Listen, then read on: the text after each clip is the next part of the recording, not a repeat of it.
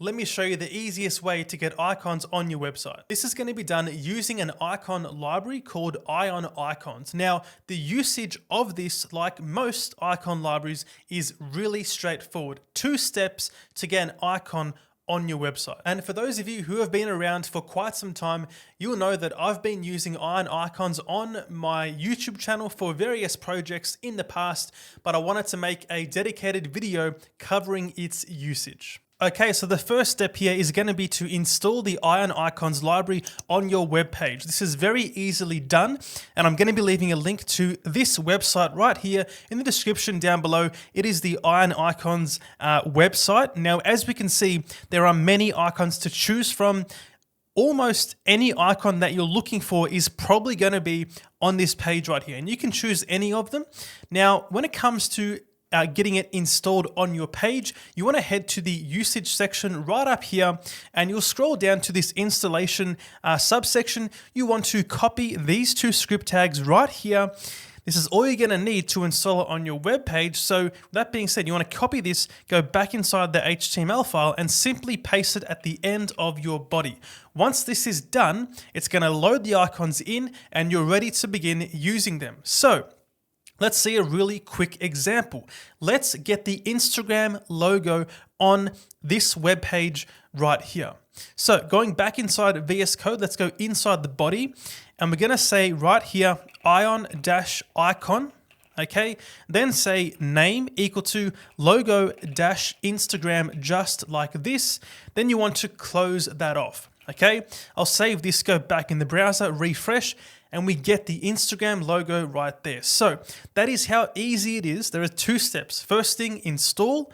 Second step, actually render out the icon. So 2 steps to get your icon on the web page. Now, as we can see here, this is a web component. It's just the way that Ionicons has decided to, have you use their icon library.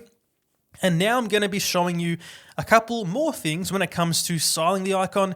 This includes things such as the icon variants, the color, the sizing, as well as the stroke width for the outlined variants. So let's dive deeper into that. So if I want to change the look of this icon, if I go back inside the Ionicons website here and you go to the icons section, let's say I'll now want to look for the star icon. So if, for example, I am building some sort of rating system, I want the star icon, and I want a different version, a different look of that icon, I can instead choose to use the filled variant right here. So you have 3 variants for each icon: outline, filled, or sharp. You can decide which is the most appropriate for your own website. Let's choose the filled variant right here, then click on the star icon, and we can see right here we have the code to get that working. If you're interested, you can even download the SVG of the icon for whatever reason. But right here we have the star icon code. Let's go back inside VS Code right here, then just say star, save this, go back in the browser, refresh, and we get the star now. Let's change this to be star-outline instead. Save this, back in the browser, and we get the outlined version.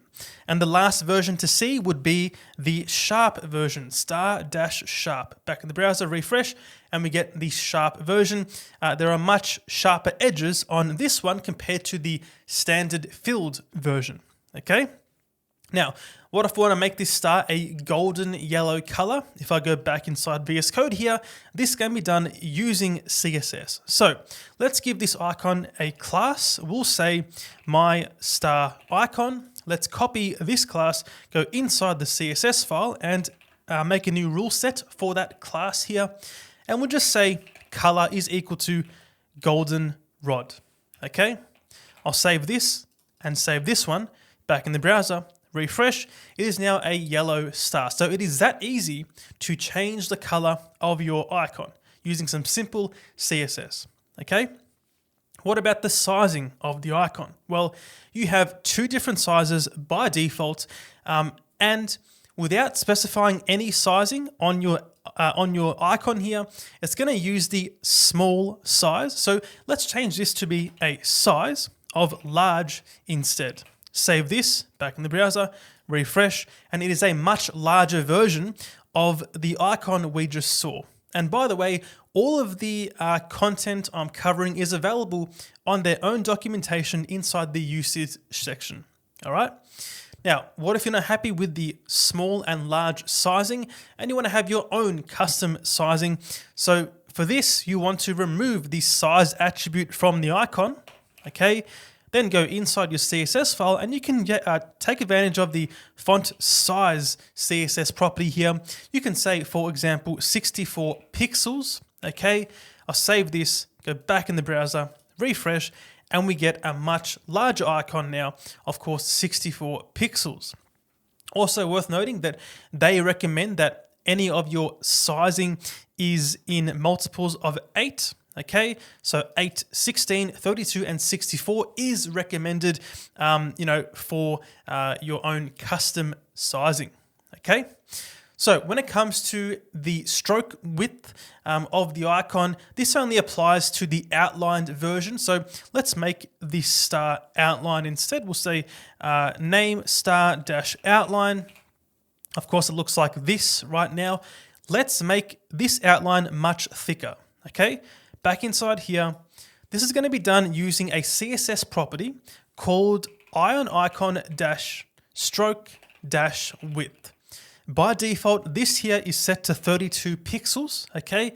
Let's change that to be instead something such as 64 pixels instead, okay? Save this back in the browser, refresh. We get a much thicker outline along that star now, okay? And back in here, let's make it 16 pixels, so a bit lower, back in the browser, and it is a much thinner line now, of course. So you can change your stroke width if you need to there, okay? The last thing to cover here is going to be accessibility. So it has got guides on, accessibility with the icons. If I scroll down here, as you can see, it recommends that if your icons are purely for decorative purposes, you want to use the aria hidden equal to true attribute, okay, for the icon. But if it's interactive, then you want to use the aria label attribute, okay? And also importantly, right down here, you have situations where you have, for example, your icon inside a button. That's a pretty common scenario. You want to use the aria label on the parent, then aria hidden equal to true on the icon itself. And in terms of browser support, this library's been around for quite some time now, so the support is pretty good, as we can see right here. But keep those version numbers in mind if it's going to impact you. And also, if you're using a library such as React or Vue, you should be able to find, componentized versions of this library right here. I believe it is available in React icons, so that makes it super convenient for you to use it within React. So that is how to use icons on your website. If this video helped you out, make sure to drop a like and subscribe to the channel, and I'll see you guys in the next video.